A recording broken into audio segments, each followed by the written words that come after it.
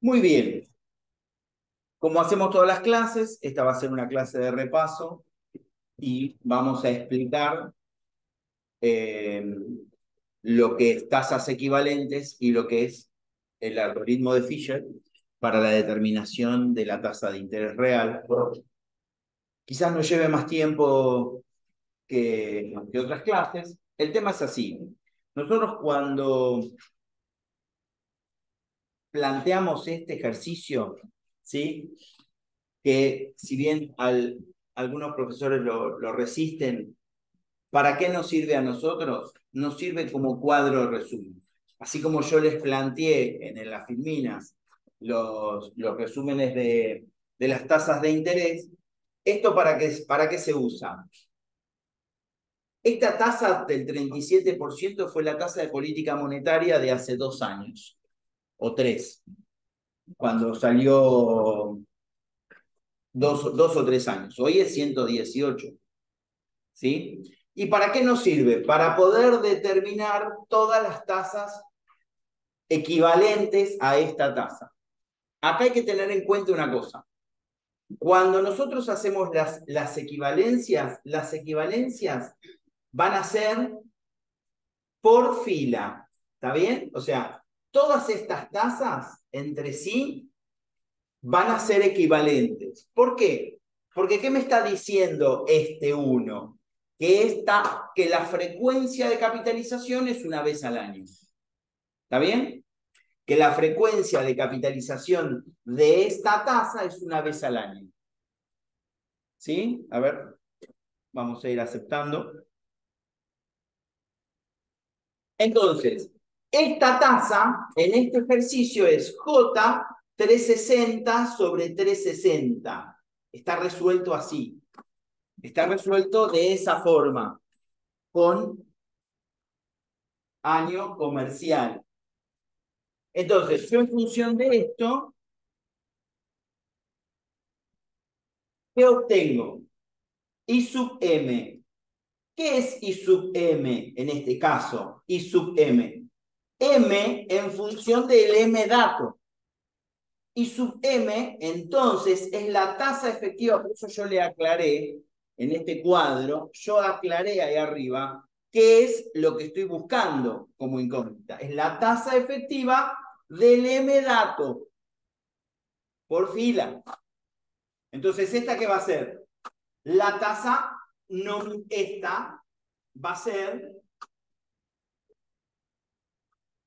la tasa efectiva subperiódica de 360 sobre 360, que va a terminar siendo la tasa efectiva anual. ¿Está bien? No, tasa anual efectiva, no, tasa efectiva anual. Por eso yo la puse acá. Fíjense que cuando yo busco en esta columna, busco entonces la tasa subperiódica de la frecuencia de capitalización. En esta columna, ¿qué busco? La tasa efectiva anual. No importa la frecuencia de capitalización del dato, busco la tasa efectiva anual. Fíjense entonces, acá es la tasa efectiva anual. No se ve en la filmina, pero lo tienen ahí, que coinciden. Fíjense que estas cuatro en este caso son iguales. ¿Por qué son iguales? Porque la tasa subperiódica de la frecuencia de capitalización dato, que es 1, como M es 1, coincide con la tasa efectiva anual. ¿Está bien? Y como la frecuencia es 1, la tasa nominal anual va a ser la tasa efectiva anual. Cuando la frecuencia es 1, esta digamos que sería la más difícil de sacar sabiendo que la frecuencia es 1. ¿Puede pasar esto? Sí, puede pasar. Yo voy a hacer un plazo fijo o una operación financiera a un año con esta tasa de política monetaria, que es tasa nominal anual, la capitalización no me la va a dar otra cosa que es el plazo que yo voy a dejar la inversión. ¿Tuvieron algún inconveniente con esto?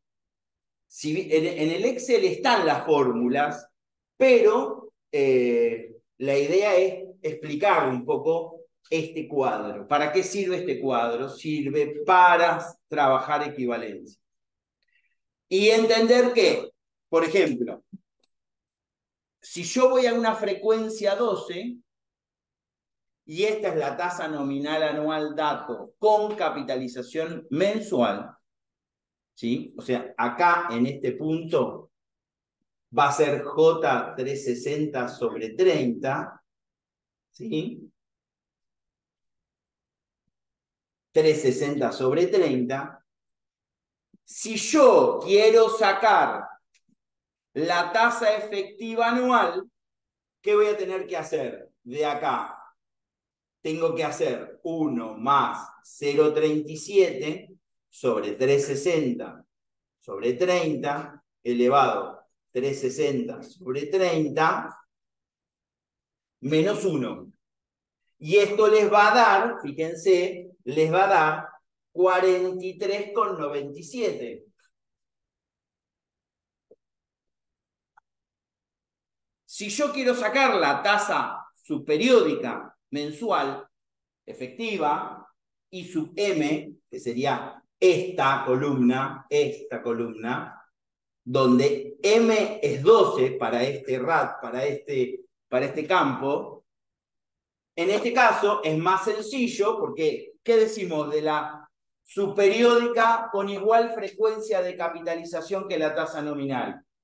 Que son proporcionales, ¿sí? Entonces, I sub M, en este caso va a ser 360 sobre 30, es J 360 sobre 30, dividido 360 sobre 30.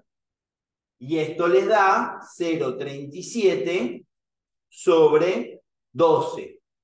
Y esto les da 3,003,083.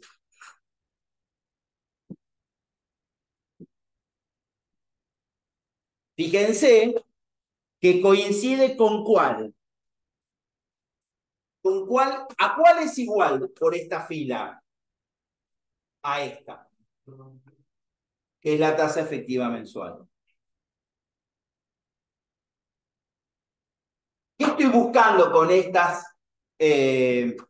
con estas sucesivas columnas? Estoy buscando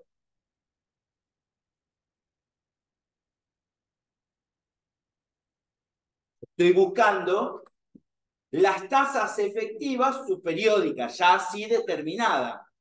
Tasa efectiva semestral, tasa efectiva cuatrimestral, tasa efectiva trimestral, ¿sí? Sabiendo que la capitalización de por columna es distinta. ¿Esto qué nos da? ¿Qué nos informa? Nos da una información de un espectro de inversiones siempre para un año. Y por último, la tasa efectiva diaria.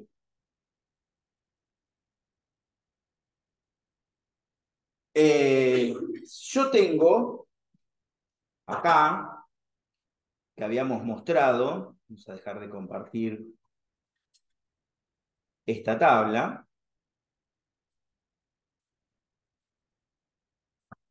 ¿Se ve todo el pizarrón ahí? Sí, por ahí. El Excel.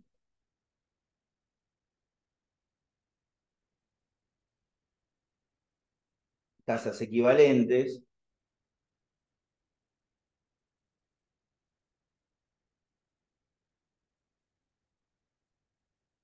Tendría que haberlo tenido abierto, pero bueno, acá está. Esto me parece que se lo mandé. Ah, lo tenía abierto. Esto se lo mandé, me parece.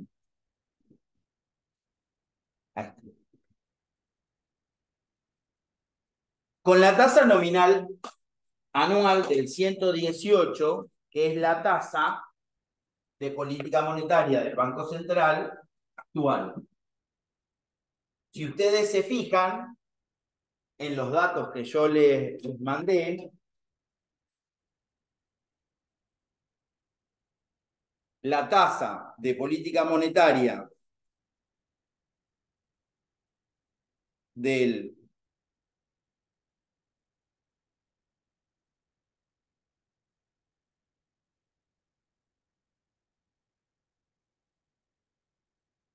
que era 118, era 209, que corresponde a esta fórmula.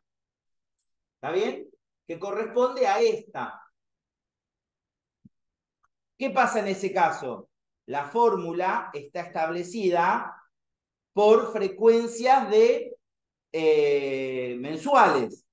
Yo qué quiero hacer, yo puedo hacer 365 dividido 30, cambio la frecuencia y ahí me da los 208,40 que me informa el Banco Central abajo de la tasa nominal como tasa efectiva anual, con capitalizaciones mensuales para año civil.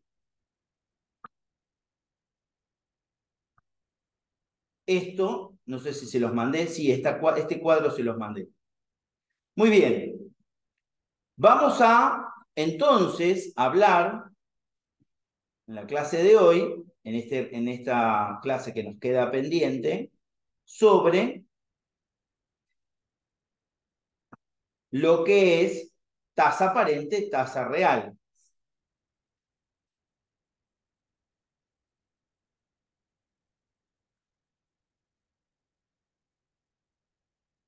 Y antes de empezar, el resumen que tenemos nosotros, que, fíjense, ley financiera compuesta, capitalización y actualización. Las equivalencias de tasas, ¿sí? Puedo hacerlas a través de tasas vencidas o a través de tasas adelantadas. ¿Esto para qué era? Justamente para poder adaptar la tasa al tiempo de la operación financiera. Si yo tenía una tasa anual y una operación financiera mensual, yo no tenía que esperar o adaptar la tasa, adaptar el tiempo a la tasa de interés para que la operación sea válida, sino que a través de esto yo lo que podía hacer y lo que puedo hacer es adaptar la tasa a la unidad de medida del tiempo. Está este tema de tasas equivalentes es muy importante para lo que vamos a ver en el resto de la materia. ¿Sí? Lo vamos a seguir viendo a lo largo de toda la materia. Por lo tanto, tienen que manejarlo muy bien. Perfecto. Cuando estamos en un contexto inflacionario, que generalmente en el mundo la inflación existe en todos los países, lo que nosotros tenemos que ver es y saber que así como las tasas de interés que están dadas en los sistemas para distintas operaciones financieras son todas, la mayoría, tasas aparentes, salvo que me lo aclare. Por ejemplo, plazo fijo UPA, que me dice, te voy a pagar el 1% anual más la inflación. No sé si lo han podido analizar. Este plazo fijo UVA, generalmente estás hablando de una tasa,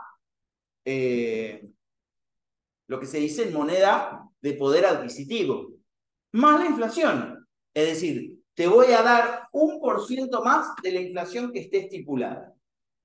No lo puedo calcular a ciencia en la previa, no lo puedo calcular porque la inflación va a ser la que genere en ese tiempo de la operación financiera. Pero me voy a asegurar que voy a cubrir mi inversión al 1% anual. Ahora, ¿qué significa el 1% anual que me están informando? Ese 1% me está diciendo que esa tasa es tasa real. ¿Qué es una tasa real? Es una tasa de poder adquisitivo. Cuando nosotros analizamos tasa de interés y dijimos que la tasa de interés para que exista tiene que cumplir en función de lo que es desde la visión del prestamista e inversor, tiene que cumplir 4 condiciones. Una que es renuncia de consumo actual, costo de oportunidad, inflación y riesgo.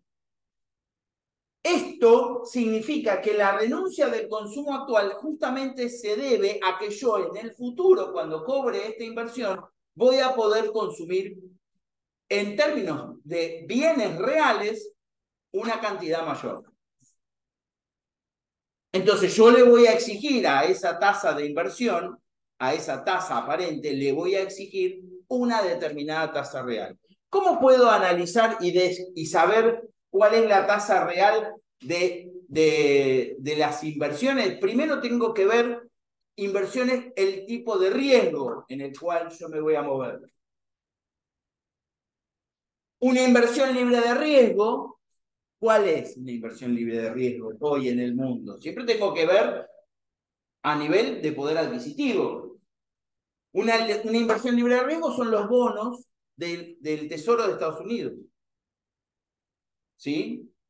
Son bonos libres de riesgo. ¿Por qué se dice que son libres de riesgo? Porque son pagados, porque Estados Unidos honra su deuda y paga su deuda. Hasta el día de hoy nunca ha tenido un default. Distinto va a ser cuando tenga un default. Está en riesgo de tener un default de Estados Unidos. No está lejos de tener un default. No está lejos de eso. ¿Está bien? Recuerden lo que hemos hablado.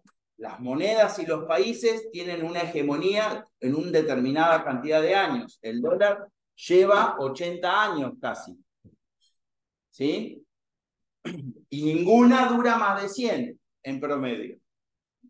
En los últimos 500 años pasamos del florín o el escudo portugués, la libra esterlina, la peseta, llegamos al dólar a partir del acuerdo de Bretton Woods en 1944, después de la Segunda Guerra Mundial. ¿Está bien? No tenemos otra idea de que haya un cambio, pero se habla en Estados Unidos del riesgo de default.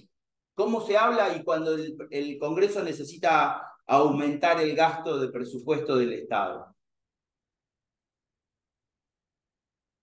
Esto está latente. Por lo tanto, podría pasar. Pero por ahora no pasa, o sea, no hay probabilidad de que pase. No existe la probabilidad, es un escenario o la probabilidad es baja. El Congreso va a aprobar aumentar el endeudamiento para no caer en default. Lo va a hacer. Se va a resistir, pero lo va a hacer. Hasta aquel punto, como nos pasa a nosotros, hasta que después nosotros ya llevamos 9 default. 9 en la historia, 9 default. Entonces, la deuda argentina es de alto riesgo. Esto significa que no es una inversión de libre de riesgo. Yo no puedo comparar la deuda argentina con la deuda de otro país. Canadá va a sacar Estados Unidos. ¿Se entiende? Entonces, la tasa de interés también va a estar en función, la tasa de interés real va a estar en función de este riesgo y luego de la inflación del país en el cual estoy midiendo esa tasa. ¿Quién me mide? ¿Cómo puedo yo saber o cómo puedo yo analizar las variables de la economía? Por ejemplo, cuando la Fed anuncia que va a cambiar la tasa de interés de referencia, la tasa de política monetaria. Creo que hoy está en 5,75, lo subieron 25 puntos. Ustedes van a escuchar esto, y esto es importante, es una tasa alta, ¿sí? La tasa de 5,75 es una tasa alta. Bien, ¿qué es la tasa aparente entonces? La que tiene incluida la tasa real, el coeficiente de inflación. Y entonces se me forma esta ecuación o arbitraje de cómo se arma la tasa aparente a través de la tasa real y el coeficiente de inflación. Fíjense este ejercicio. Este ejercicio me dice, esto lo tienen en la filmina que le pasé la semana pasada. Todavía no vemos la de esta semana, así que una entidad financiera otorga un crédito a una persona cobrándole por el mismo una tasa del 7,35% mensual efectivo. Si la inflación en el periodo fue del 70% anual, determine la tasa anual que terminó ganando el banco en términos reales. Una de las cosas que ustedes tienen que saber hacer es el eje de tiempo. ¿Está bien? El eje de tiempo me dice, tengo el crédito acá, ¿sí? Y le cobra una tasa del 7,35% mensual. Determine la tasa anual que terminó ganando el banco. Entonces acá tengo un año. ¿Está bien? El banco me cobra el 7,35 mensual. 12 veces 7,35. ¿Cómo es esta tasa? ¿Aparente, real o de inflación? Lo primero que tengo que saber es, el banco me cobra esa tasa. No me está diciendo que a esa tasa la va a corregir por inflación. Tenemos dos parámetros. Una, cuando hablan de una tasa real, la tasa real siempre es baja. El costo, el sacrificio del dinero o la retribución del dinero es baja en la mayor parte del mundo. Es el 1% anual, real estamos hablando siempre, ¿no? 1%, 1,5% anual real. ¿Y eso por qué pasa? Esto pasa, por lo que dice Keynes, por una oferta de dinero. Hay liquidez en el mercado. Cuando la tasa real es baja, estamos hablando de que el mercado es líquido. Esto significa que hay dinero disponible, mucho dinero. Que hoy hay dinero disponible, nadie duda. Por eso también hay inflación. Entonces, yo lo que tengo que tener en cuenta es que este 3,65 sobre 30 es una tasa aparente. ¿Está bien? Y me dice que la inflación fue del 70% anual. 70% anual de inflación. ¿Qué pasa con este concepto? ¿Cómo es la inflación a lo largo de cada mes? ¿Constante? ¿Equivalente? ¿Se puede hacer una inflación equivalente mensual? Pues no. La inflación es un índice que cambia mes a mes y que no es constante ni equivalente. Si yo tengo que la inflación interanual es del 70%, ¿cuál es la inflación interanual hoy que se habla en Argentina? La inflación interanual que se habla en Argentina, estamos hablando de 115, 113,45 hoy. ¿Sí? 113,45 es la inflación interanual. Cuando hablan de inflación interanual, ¿qué están diciendo? Que la inflación interanual es una tasa efectiva anual. Si yo lo tengo que medir en términos de tasa, o sea que yo sé que esta inflación es efectiva. Y la tasa de inflación o el coeficiente de inflación interanual ha capitalizado la inflación anterior.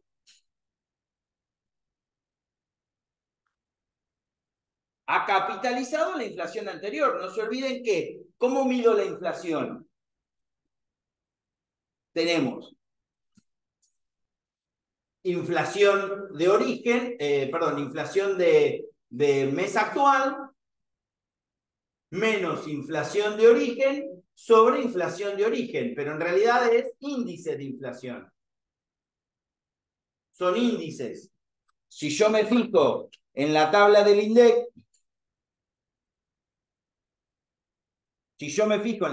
INDEC, por ejemplo, en el caso argentino, el índice de julio del 23 es 1818,08. Y si quiero medir la inflación interanual, lo tengo que medir contra agosto. En realidad acá sería julio sobre julio, ¿sí? Julio sobre julio del 2022.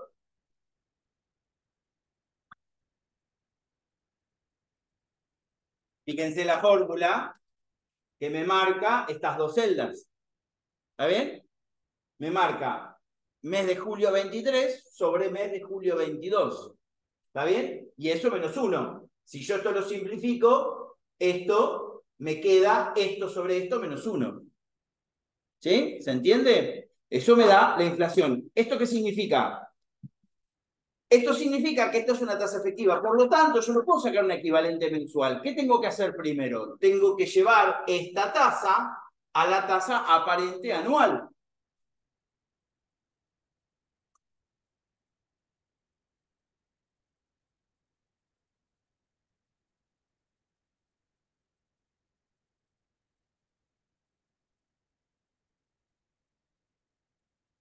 Y la tasa anual me da esto, menos 1, me da 1,37. 1,37. Esta tasa es la tasa aparente anual. Y ahí sí puedo aplicar Fisher. Y ahí sí puedo aplicar Fisher. Entonces, ¿yo qué digo? Que 1 más 1,37 es igual a 1 más la tasa real que no conozco por 1 más la inflación que es el 0,70. Y de acá despejo, con esta fórmula, despejo IR, que es el 0,39, 41, 40, 50. ¿Se ve esto? Lo que hice, esto es muy importante. En un parcial se toma mucho en cuenta esto. O sea, yo podría haber, si yo lo hubiera resuelto a través de la equivalencia del 70%, matemáticamente me va a dar igual. Matemáticamente me va a dar igual, por supuesto. Pero lo que yo no puedo usar es la inflación, no puedo hablar de una inflación promedio mensual. Lo puedo hablar, pero no va a ser ¿de qué mes? Fíjense, este cuadro, que yo ahora después se los voy a mandar también, que mide la inflación mensual en esta columna. La inflación mensual en esta columna y la inflación interanual en esta otra. ¿Está bien? Tenemos, acá esto en rojo, es más o menos alguna estimación que yo he hecho en función de los últimos acontecimientos. O sea, podemos llegar a tener una inflación cercana al 240% anual en Argentina cuando lleguemos a diciembre. Muy probablemente la inflación de agosto esté arriba del 15 o cerca del 15. ¿Sí? Todo va a depender de cómo la midan. Bien. ¿Se entiende esto? Después tenemos la ley de Fisher simplificada. Esto se los dejo, se los voy a anunciar solamente para que lo tengamos, así arrancamos la clase de hoy. La ley de Fisher simplificada es de esta forma. ¿Cuándo se utiliza esta ley de Fisher simplificada? Cuando tanto la tasa aparente como la tasa de inflación es muy baja. Cuando son valores, ¿y cómo se mide? ¿Cómo me doy cuenta que son bajas? Cuando la diferencia entre hacer el coeficiente a través del arbitraje de producto es ínfima.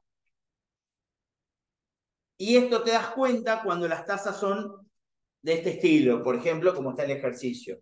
La tasa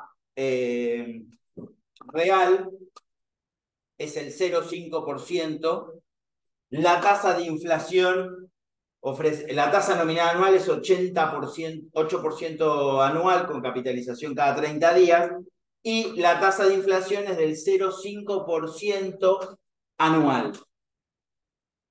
Aunque ustedes no lo crean, hay países que tienen ese tipo de tasa de inflación.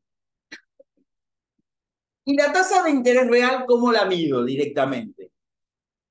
Yo sacrifico el consumo actual. Entonces yo digo, si yo quiero dejar de consumir, o sea, yo no quiero comprarme este borrador ahora y me lo quiero comprar dentro de un año, Yo lo que quiero comprarme dentro de un año es un borrador y medio, vamos a suponer, un borrador y medio dentro de un año. ¿Cuánto sería la tasa real de mi sacrificio que yo pretendo obtener? El 50%. Yo no consumo un borrador y dentro de un año compro un borrador y medio. Eso se mide a través de este coeficiente, que es que un coeficiente de cantidad de bienes reales de la economía.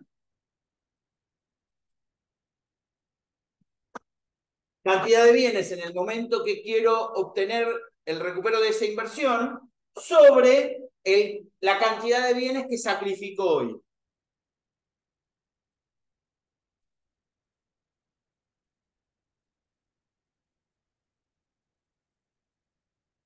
Esta tabla que ustedes vieron ahí en el Excel es una tabla de índices que se elaboran de consumo anuales. Se elaboran índices de consumo de determinados bienes. Existe el índice Big Mac y también existe el índice iPhone. En Argentina no se comercializa el iPhone. No se comercializa oficialmente en las compañías de teléfono. Pero ¿saben cuánta gente tiene iPhone en Argentina? Más de la mitad. Más de la mitad usa iPhone. Y no se comercializa. El índice iPhone establece cuántos días yo tengo que sacrificar de mi trabajo, de mi ingreso, para poder comprarme un iPhone. El país que menos días necesita es Suiza. 4,4 días les cuesta comprarse un iPhone. En Argentina, esto es del año 2022, eran 169,4.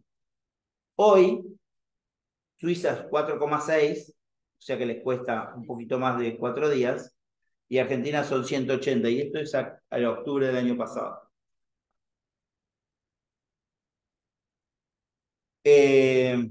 Así es como se ve. Esto que nos está mostrando la pérdida de poder adquisitivo de nuestros ingresos a nivel país general.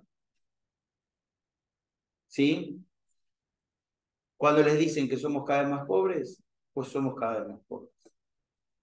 Y esto se considera un bien suntuario cuando no lo es.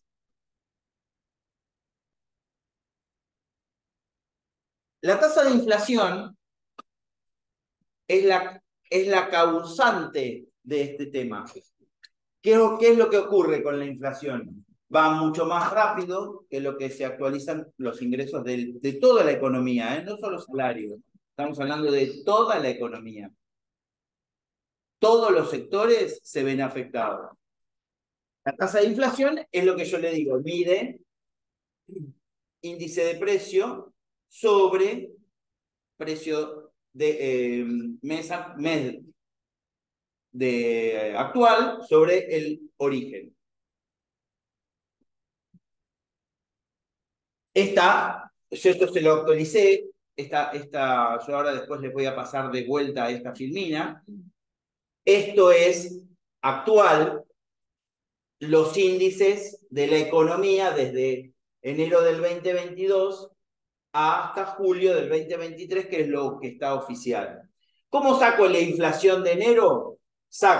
La inflación de enero saco el índice de enero, la inflación de enero del 23 es el índice de enero 1202,98 respecto el índice de diciembre 1134,68,7.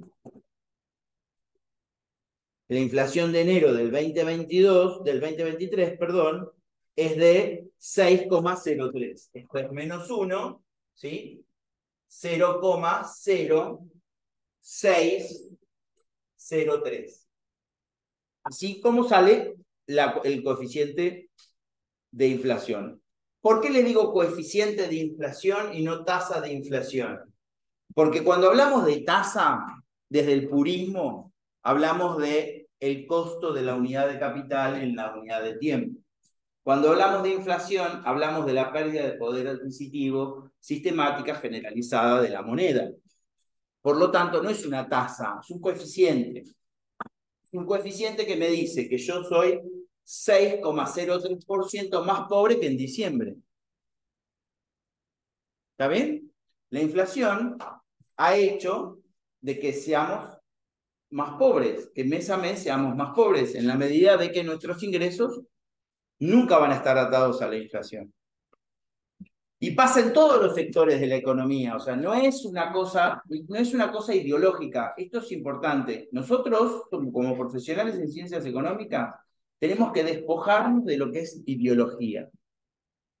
Esto es muy importante, no quiere decir que no la tengan, lo que tienen que despojarse para profesionalmente.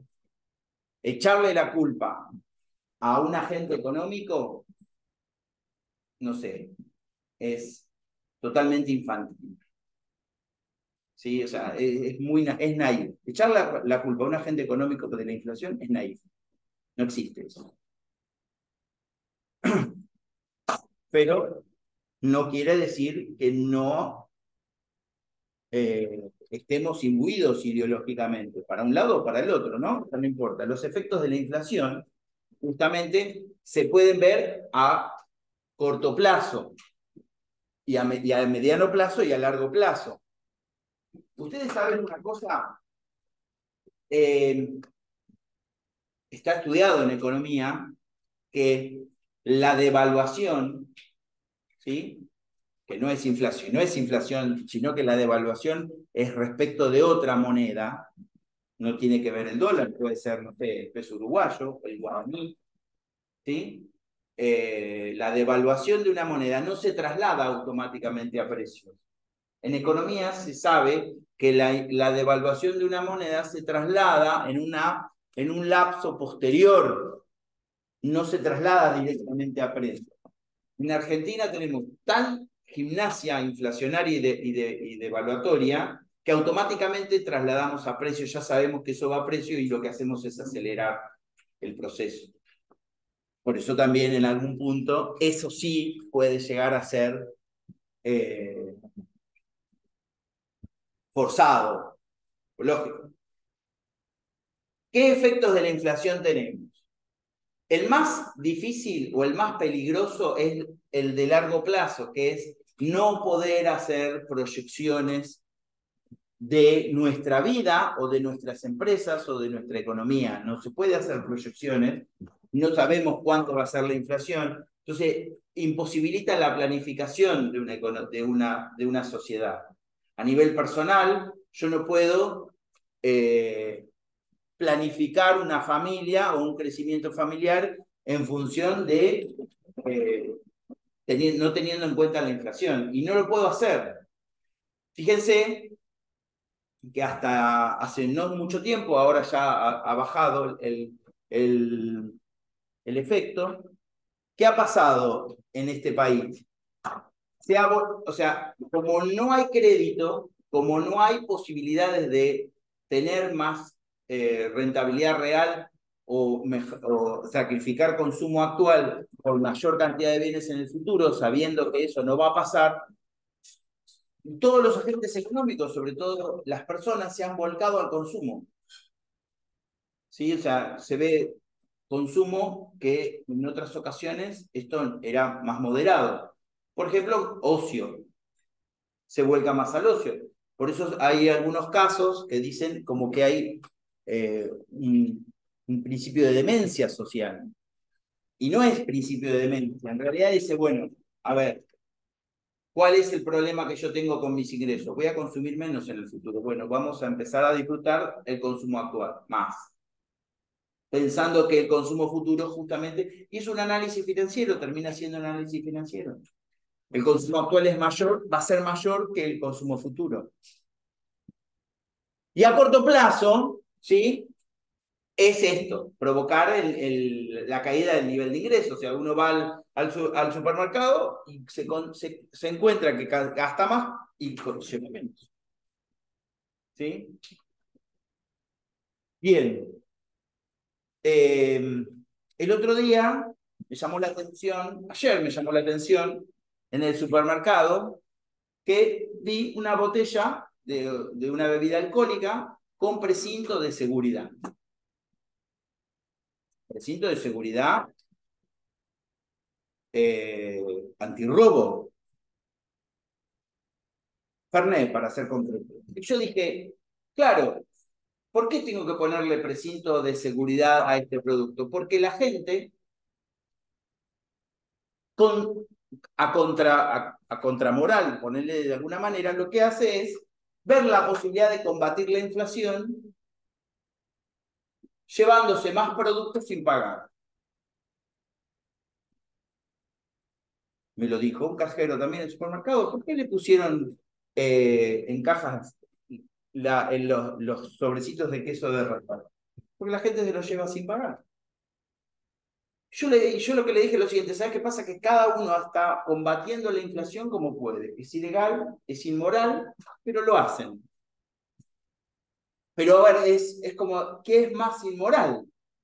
Bueno, este es uno de los efectos de la inflación que yo he encontrado a corto plazo. Es increíble, pero le pasa a mucha gente. Consumen en el supermercado más, a pesar de que ponen carteles. Sacan más fiado en los supermercados, en los almacenes de cercanía, que después no pagan. Y saben que no van a pagar. ¿Eh? Segundas marcas, terceras marcas, sí, claro, por supuesto. Sí, sí, eso suele pasar. O sea, dentro del el espectro para combatir la inflación, cada uno busca a su manera combatir la inflación. Estas son las tasas de inflación del mundo, pero esto es del año pasado. Les digo, por ejemplo, Suiza tiene negativo, Dinamarca, Japón, negativo, inflaciones negativas. Por supuesto, estamos comparándonos con países de alguna forma más ordenados. Y Argentina 69,5. Esto es del año agosto 2022. Si veo la de mayo del 2023, Argentina está 114, Uruguay 7,1, Paraguay 7,1 o Chile 8,7, Turquía 39,6. Esto después también se los voy a mandar para que lo tengan. La inflación anual en Sudamérica, como para que ustedes lo tengan, tenemos Venezuela, Argentina, Surinam en el podio, y después el resto. Por ejemplo, Ecuador tiene inflación en dólares, ¿sí? Esto es lo que se está hablando para solucionar el problema argentino, la dolarización de la economía. Yo tengo mis recaudos, y se los voy a decir muy sencillo, no es un recaudo ideológico, es un recaudo de, perfecto, yo dolarizo la economía, pero ¿cómo le obligo a las provincias a dolarizar también su economía? No se olviden que en el Estado argentino son las provincias las que delegan en la nación. ¿Qué hacen las provincias? ¿O qué hicieron las provincias? Emitieron títulos, patacones de COP, letes de circulación. Ustedes son chicos, pero sus padres les pueden contar. Se inundó de títulos. Esos títulos convivían con los pesos. En su momento había una dolarización. La dolarización del peso convertible con la 23.928 frenó la inflación de Alfonsín, la hiperinflación del 89. No quiero dar nombres, en realidad la hiperinflación fue de Menem, no de Alfonsín, pero bueno. Y logró estabilizar la economía. ¿A qué costo? Porque esto no es lo que de alguna manera nadie termina de analizar. Cuando en julio del 89, que fue el mes de la hiperinflación, que casi fue 200% mensual, el dólar estaba, creo que 300 australes. ¿Saben a qué tipo de cambio se hizo la convertibilidad? A 10.000 australes. Es como si nosotros, estamos ahora en un dólar de 3,70 oficial, quisiéramos dolarizar y lo hiciéramos 10.000 a 1. El dólar vale 10.000. ¿Cuál es el efecto inmediato? Pobreza, 90% de la sociedad. Esto es automático. 90%. Todos pobres. No ganamos más de 20 dólares al mes. Y después, bueno, la convivencia de las monedas alternativas, que eran los patacones. ¿Qué era un patacón? Después lo vamos a ver cuando lleguemos a la unidad 5. Es un título de deuda emitido por la provincia de Buenos Aires. Y funcionaba como circulación. En Ecuador hay dolarización y hay inflación en 2,1 en dólares. Está bien. Hay que compararla con la inflación de Estados Unidos. La inflación de Estados Unidos es 4% anual a mayo. Estuvo en el 8%. Bien, con esto vamos a terminar esta clase de repaso de lo que es